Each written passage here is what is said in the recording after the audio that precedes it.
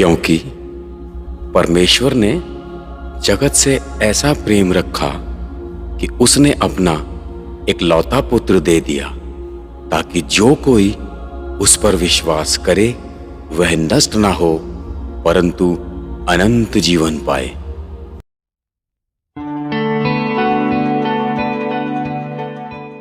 जय यीशु की, प्रभु की स्तुति हो। एक बार फिर से मैं स्वागत करता हूं आपका अपने चैनल पर एक नए वचन के साथ, एक नए टॉपिक के साथ दोस्तों। और शुरू करने से पहले अगर अभी तक आपने चैनल को सब्सक्राइब नहीं किया है तो मेहरबानी से कर लें और बेल आइकन को दबाना ना भूलें कि जिससे कि आने वाले वीडियोस के नोटिफिकेशन सबसे पहले आपके पास पहुंचने पाए। तो ठीक है दोस्तों, आज का जो टॉपिक है उसको शुरू करते हैं। जो टॉपिक है दोस्तों आज का हमारा, वो है अनंत जीवन।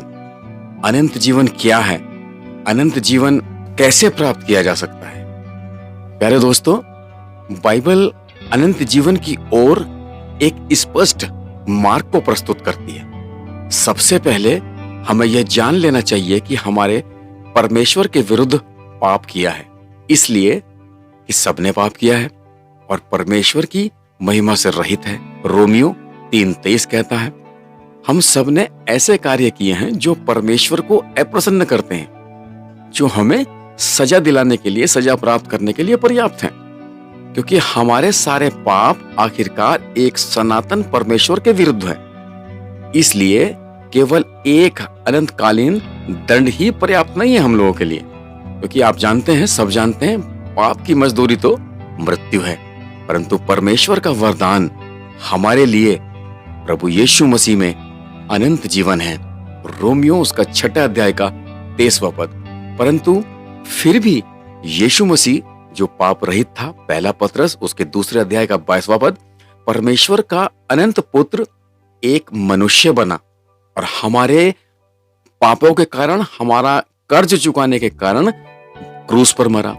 परमेश्वर हम पर अपने प्रेम की भलाई इस रीति से प्रकट करता है कि जब हम पापी ही थे तभी मसीह हमारे लिए मरा।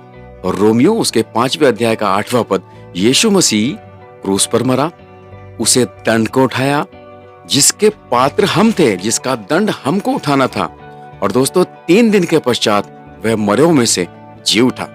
पाप तथा मृत्यु ऊपर अपनी एक विजय को प्रमाणित करते हुए जी उठा, जिसने यीशु मसीह के मरे हुए में से जी उठने के द्वारा अपनी बड़ी दया से हमें जीवित आशा के लिए नया जन्म दिया।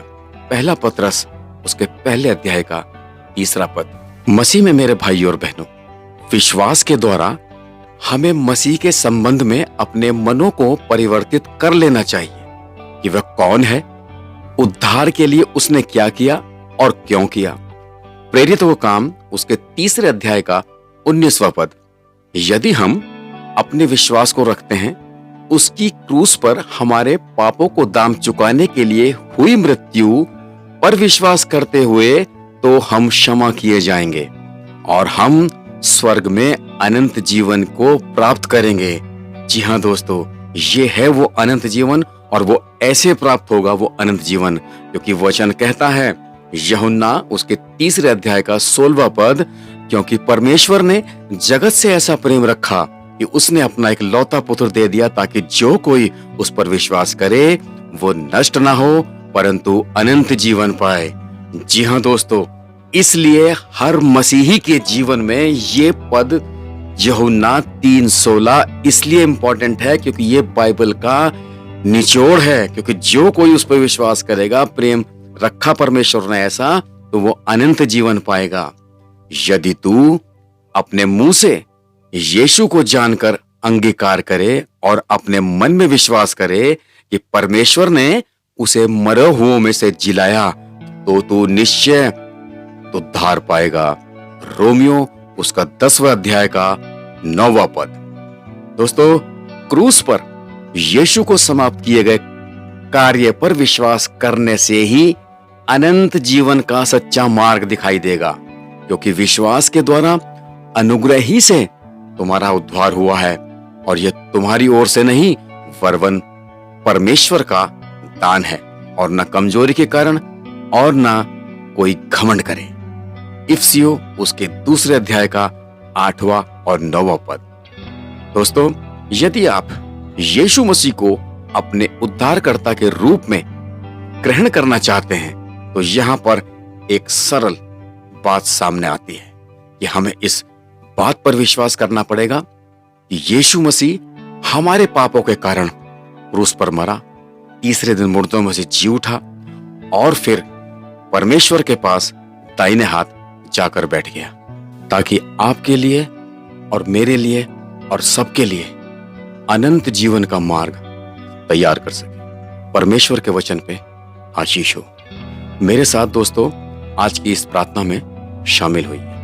हे परमेश्वर, मैं जानता हूं कि मैंने आपके विरुद्ध पाप किया है और मैं सजा का पात्र हूं, परंतु यीशु मसीह ने उस सजा को स्वयं अपने ऊपर ले लिया जिसके योग्य मैं था, ताकि उसमें विश्वास करने के द्वारा मैं क्षमा किया जा सकूं।